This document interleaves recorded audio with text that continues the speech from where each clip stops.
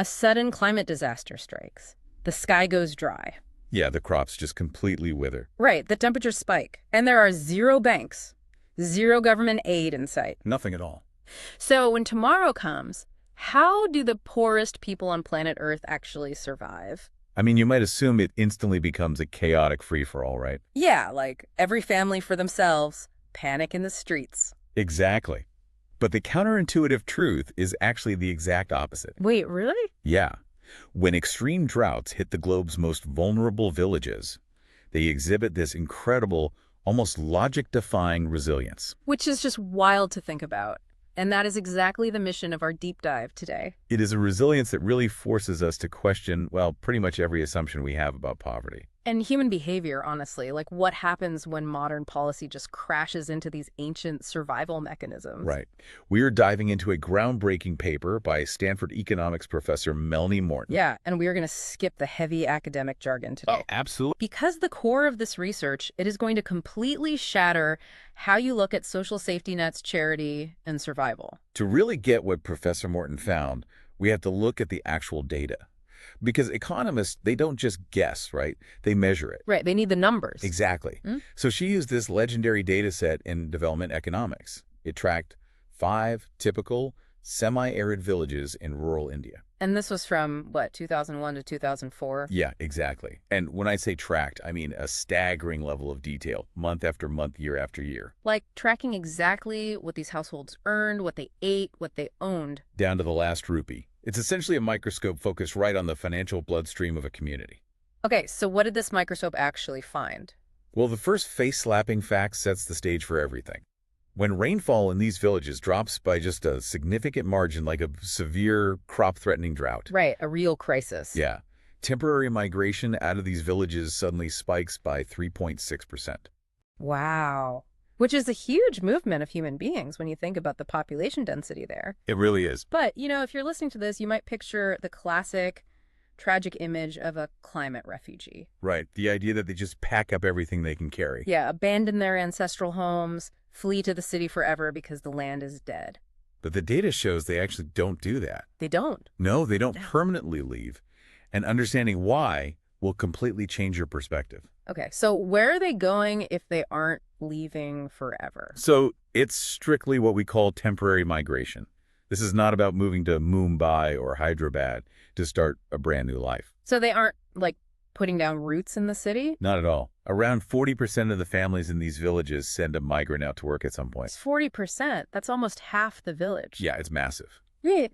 But here's the crazy part. They only stay away for an average of 193 days. Wait, just roughly 6 months? Exactly. And they only even do this during about half of the years they're surveyed. Oh, okay. So it's a highly specific short-term survival tactic. Right. It's activated during very specific windows of vulnerability. It kind of reminds me of a tactical resource run in a video game, like the home base is struggling. Yeah, exactly. So they send out one guy to gather resources, and then he sprints right back to the base camp with the loot. That's a perfect analogy. But it brings up a really fundamental question. Right, because we are talking about a primitive village setting in the early 2000s. 0 banks. 0 insurance companies. But how do the people who stay behind, the ones who don't go to the city for 6 months, how do they literally not starve to death? That is where the brilliance of human adaptation comes in. Okay, lay it on me. It's all about the informal risk-sharing network of the village. Think of it as this deeply entrenched millennial contract. Contract, but not like written on paper, right? No, completely unspoken. Long before banks existed, these communities built a mutual insurance pool. Okay, but how does that actually work in real life? Like, if my crop dies, but your crop lives, why would you give me your food? It works through direct household-to-household transfers. Like handing over cash? Cash, grain, whatever's needed. Let's say a pest destroys your field, but my field is near the river, so I get a decent yield. Fuck you. Right. The data shows that I, as the high-income household in this scenario, will directly transfer resources to you. Wait, is this a loan? Do I owe you interest? No, it's not a formal loan. And it's not just simple charity either. So what is it? It's a strict social contract designed to smooth out the total consumption of the entire village.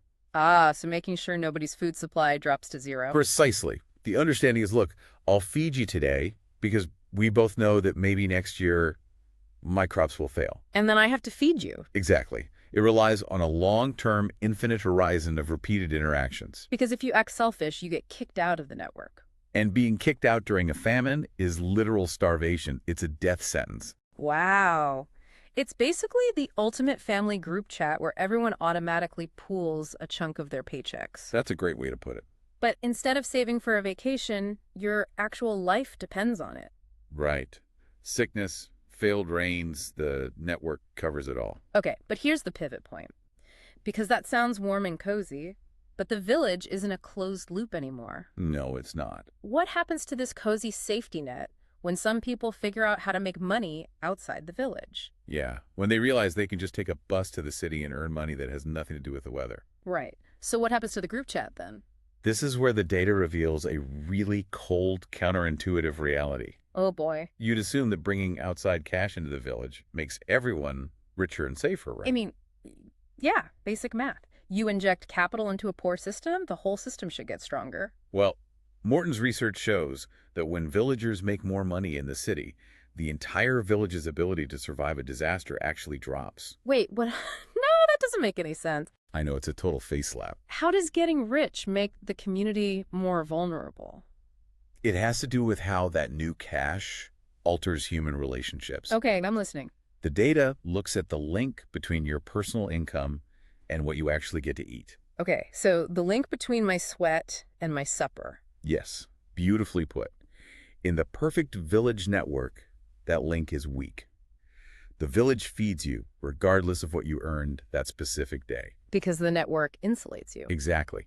But when average migration in a village rises by 10%, that link suddenly gets much, much stronger. Wait, meaning the insulation is getting stripped away? Yes. Your survival becomes terrifyingly dependent on your personal income again. So if you earn nothing, you get nothing. Right. The mutual aid network starts collapsing. Oh, wow. So reverting to every man for himself. Yeah. The mechanism driving this is called limited commitment. Limited commitment. Okay, break that down for me. Remember, the contract is enforced by mutual need. Everyone is equally terrified of the weather. Right, we're all in the same boat. But the moment a richer villager realizes they can just hop on a bus and get a guaranteed city wage. The weather doesn't scare them anymore. Exactly. Their calculus completely changes. They look at the risk-sharing pool and realize it's a terrible deal for them. Because why subsidize my neighbor's bad harvest when I don't need my neighbor anymore? Right. The external option, the city, destroys the internal trust. That is so dark. So the people who figure out how to leave basically tear up the gentleman's agreement. They take their surplus wealth and exit the communal pot. That's a staggering unintended consequence. You build an escape hatch from poverty, but the guys who use it kick the ladder away from the people left behind. That's dynamic, limited commitment in a nutshell. You only commit to the group as long as the group is your best option. And once the city is better, the commitment just evaporates. So we are looking at this deeply tragic double bind. Does migration save the village by bringing in cash, or does it destroy it by breaking the trust? It's an endless loop. One creates and destroys the other simultaneously. Okay, how does the village create the migration, though? Well, here's the ultimate irony. The village risk-sharing network, the very thing being destroyed, is what actually funds the trip to the city. Wait, what? The village pays for the bus ticket that destroys the village? Yes. Going to the city is incredibly expensive for a poor farmer. Right. You need bus fare, a place to sleep, food. And a financial buffer in case you don't find a job right away. The absolute poorest people cannot afford that venture capital. So where do they get the money? They rely on the informal village network to front the costs. The network acts as the springboard. Ah, so the collective pools its money to send an emissary. Exactly. But once that migrant succeeds and gets a foothold in the city... Don't need the village anymore. Right. Their success makes them independent, so the network that launched them gets weaker. But wait, that brings up a massive mystery from the data. Oh, the missing money. Yes, because you'd think the successful migrant just cuts ties and keeps all the cash. But the numbers don't show that. They really don't. When a family sends a migrant, their income explodes by roughly 30%, a huge gain. Massive. But if you look at what that family actually buys, back home meals, a new roof, livestock, it only accounts for about 60% of that new wealth. Right. So there's this gaping hole in the accounting. Where is that missing 40% of hard-earned city money going? This is one of the most remarkable things Morton discovered, that missing money isn't lost. It's not hidden under a mattress. No, it is silently flowing back into the village as mutual aid. It's keeping the old contract on life support. Oh my gosh, it's an invisible tax. It functions exactly like a tax. Even though they want to pull out of the contract, they can't entirely sever ties. Right, they still have extended family there, they care about their social standing. And let's be honest, the city is risky. They might need the village again if they get sick or fired. Exactly, so they're basically forced to pay an extortionate premium to keep their insurance policy active, just in case. That is so tragic. You suffer this grueling journey to escape poverty, but you're immediately taxed by the network that let you leave. And that silent backflow is what stops the whole village network from collapsing entirely. It's just a hyper-delicate equilibrium. Completely. Okay, but let's pause and talk about the actual reality of this journey to the city. Yeah, we shouldn't romanticize it. Right, because we've been framing it like a guaranteed win. You go to the city, get a 30% bump, become the rich guy. But the data drops a severe reality check on that. Yeah, because after suffering the journey, leaving your family, sleeping in a slum, why do a full 1/3 of these adventurers end up poorer than the people who just stayed home? Because migration is a massive high-stakes gamble. How big of a gamble are we talking? Well, the average migrant household income jumps to around 5,600 rupees. Okay, sounds good. But that average hides a terrifying variance. 33% of migrants suffer catastrophic financial losses. A third of them basically lose the game entirely. What does losing look like? It looks like arriving in a sprawling urban slum and finding absolutely no one willing to hire you. Oh, wow. These unsuccessful migrants experience an average of 11 to 31 days of pure, involuntary unemployment. Up to a month with zero income. Wow. In a city where you have to pay for literally everything. Exactly. Back home, if you don't work, you sleep in your own house. Maybe the network gives you some rice. But in the city, you're bleeding cash for shelter and street food. And you're burning through the savings the village pooled for you. Mm-hmm. If you go 30 days without a wage, the journey is a net negative. You come back deeper in debt than when you left. Yes. Okay, but this sets up a fascinating trap for anyone just skimming the raw data. Oh, the survivor bias trap. Yeah, because if I'm a policymaker looking at a spreadsheet, I see that people who never migrate earn an average of 5,800 rupees. Right. And the migrants earn 5,600. Right. So on paper, the stay-at-homes are richer. They're beating the migrants by 200 rupees. It looks that way, yeah. So a logical person would say, why do economists claim migration saves the poor? Just stay home. And this is exactly why raw data without context is so dangerous. So what's the missing context? You have to ask who is staying and who is leaving. They aren't randomly assigned. Right, it's not a coin flip. The non-migrants are earning 5,800 rupees because they are already the wealthiest people in the village. Ah, they're the landowners. Oh, yes. They have deep irrigation wells. They possess physical capital that generates income even during a mild drought. So they don't migrate because they don't need to. Exactly. They aren't rich because they stayed home. They stayed home because they were already rich. Mind blown. Okay, so what about the migrants? They are the landless laborers, the desperate poor with zero physical assets. So if they just stayed home, they wouldn't magically make 5,800 rupees. No. Morton calculated their expected income if they had stayed during a drought. It's a devastating 2,900 rupees. Half. Literally half of what the landowners make. Less than half. So by taking that terrifying gamble in the slums, they raise their baseline from 2,900 to 5,600. Migration didn't make them richer than the landowners, but it literally doubled their own baseline. It saved them from absolute starvation. Wow. That completely flips the narrative. It's not about getting rich. It's a Hail Mary pass just to survive tomorrow. Exactly. But within that survival story, there is this specific demographic reality that I found deeply troubling. The gender disparity. Yes. The data shows a massive discrepancy.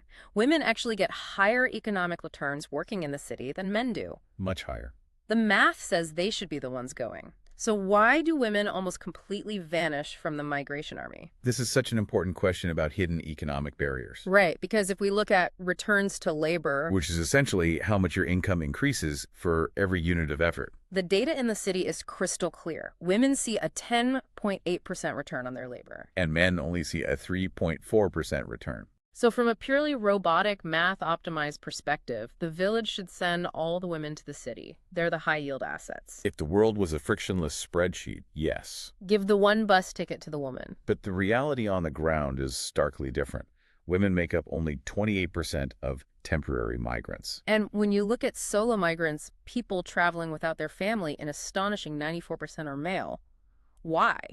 Why is there such a massive disconnect between the economic incentive and actual human behavior? Because of the crushing invisible costs of migration. What do you mean by invisible costs? When economists say cost, we usually think of the bus ticket or rent.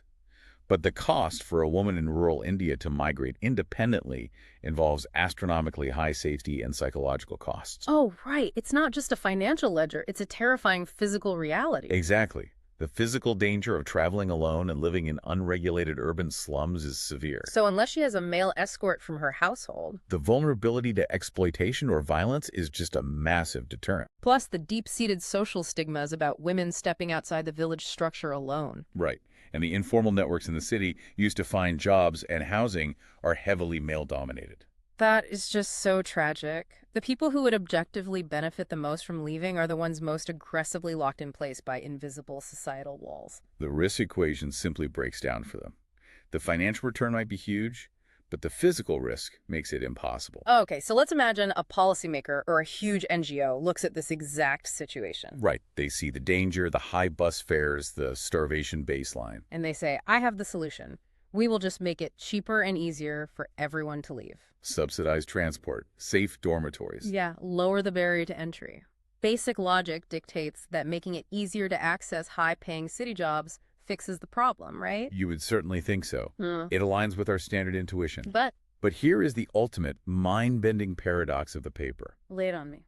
If you dramatically lower the cost and barrier to migration, the survival risk for the entire village back home actually skyrockets. Wait, I need you to walk me through that very slowly. Sure. Because it sounds like you are saying if you make it easier to go get city money, the village itself gets closer to starvation. How is that possible? It all comes back to that elasticity number we talked about earlier. The link between your personal income and your personal food supply. Exactly. When that link goes up, the communal safety net dies. Right, It's every man for himself. right. So Morten modeled what happens when you artificially lower the cost of migration. Yeah. When the barrier drops, that correlation between personal income and personal consumption jumps from 14.4% to 22.4%. So the link gets much tighter. The village completely stops sharing. Exactly. By making it easier to leave, you trigger a mass exodus of anyone who has any earning potential whatsoever. Let me try an analogy to see if I'm getting this. Go for it. Imagine the village is a medieval castle under siege, and inside, everyone is pooling their food to survive. Okay. Now, someone lowers the drawbridge, making it super easy to run out and forage for gold in the hills. Right. The strongest, fastest, healthiest people instantly sprint out of the castle to get the gold, because it's easy now. Yes. But that leaves the sick, the elderly, and the vulnerable trapped inside. And worse, the strong people took their surplus food with them. Exactly. The emergency pot inside the castle goes totally empty. Wow. That is a very apt way to visualize it. Reducing those migration costs induces the healthy and capable to exit the mutual insurance pool. Because they don't need the village tax anymore. They completely sever ties. The result is that the equivalent consumption welfare of the village, meaning the overall well-being, actually shrinks by a staggering 9.9%. The village as a whole is almost 10% worse off just because the mutual aid network unraveled. It's a devastating unintended consequence of a policy that looked entirely beneficial on paper. That's incredible. And we can actually flip this entire scenario around, right? Yeah, to see how sensitive human behavior really is. What happens if the village goes the other way?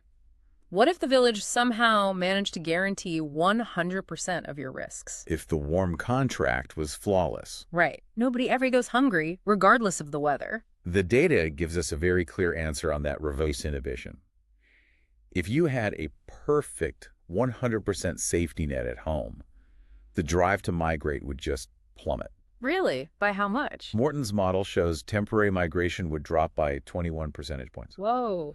Yeah, it would fall from 35.3% down to just 14.3%. Because if you have a perfect safety net at home, the fire in your belly to go conquer the world just completely dies. Why would you endure the misery of the city? Exactly. Why sleep on a concrete floor in a slum, separated from your family, risking unemployment, if your neighbor is guaranteed to give you half his harvest? Yeah. Exactly. The formal opportunity of the city and the informal network of the village are engaged in this constant, hypersensitive tug of war. Safe village, you stay. Risky village, you leave. Cheap city, you abandon the village. Right. Which brings us to the massive real-world collision course. Yes. The government policy. Because governments don't just sit in academic seminars and watch this tug of war, they intervene. And this leads us to the National Rural Employment Guarantee Act in India, NREGA. And just for scale, NREGA is not some tiny pilot project. No, it is arguably the largest public works program in human history. The government stepped in to try and save 55 million poor families from these climate risks. And their solution was a legal guarantee. Right. If a drought hits, the government legally guarantees you 100 days of local paid minimum wage work. You don't have to flee to the city slums. You stay in your village, dig an irrigation ditch for the government, and you survive.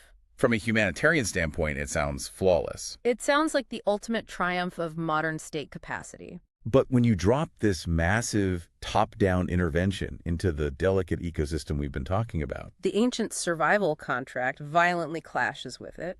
the data reveals a shocking reaction. The moment NREGA money flows into a village, the private transfer payments, the informal mutual aid just collapse. Wait, why? If everyone is getting government money, shouldn't they have more surplus to share with neighbors?